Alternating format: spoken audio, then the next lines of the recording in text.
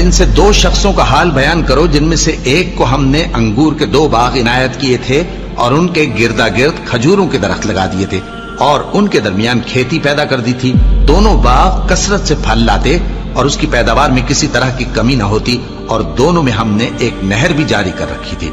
اور اس طرح اس شخص کو ان کی پیداوار ملتی رہتی تھی. تو ایک دن جبکہ وہ اپنے دوست سے باتیں کر رہا تھا کہنے لگا کہ میں تم سے مال و دولت میں بھی زیادہ ہوں اور جتھے اور جماعت کے لحاظ سے بھی زیادہ عزت والا ہوں،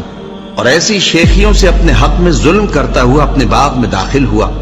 کہنے لگا کہ میں نہیں خیال کرتا کہ یہ باغ کبھی تباہ ہو اور نہ خیال کرتا ہوں کہ قیامت برپا ہو، اور اگر میں اپنے پروردگار کی طرف لوٹایا بھی جاؤں تو وہاں ضرور اس سے اچھی جگہ پاؤں گا. تو اس کا دوست جو اس سے گفتگو کر رہا تھا کہنے لگا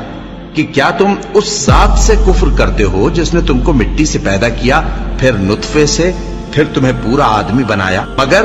میں تو یہ کہتا ہوں کہ اللہ ہی میرا پروردگار ہے اور میں اپنے پروردگار کے ساتھ کسی کو شریک نہیں کرتا. اور جب تم اپنے باغ میں داخل ہوئے تو تم نے ماشاء اللہ لا قوت الا باللہ کیوں نہ کہا؟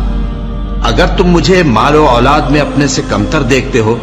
تو عجب نہیں کہ میرا پروردگار مجھے تمہارے باغ سے بہتر عطا فرمائے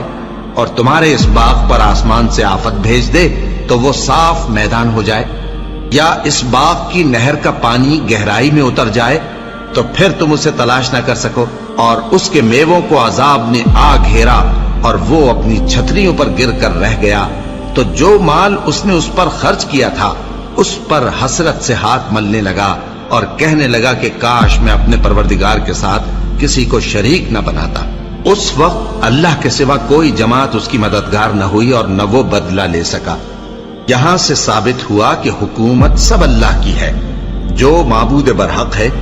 وہی بہترین ثواب عطا کرنے والا اور بہترین انجام لانے والا ہے.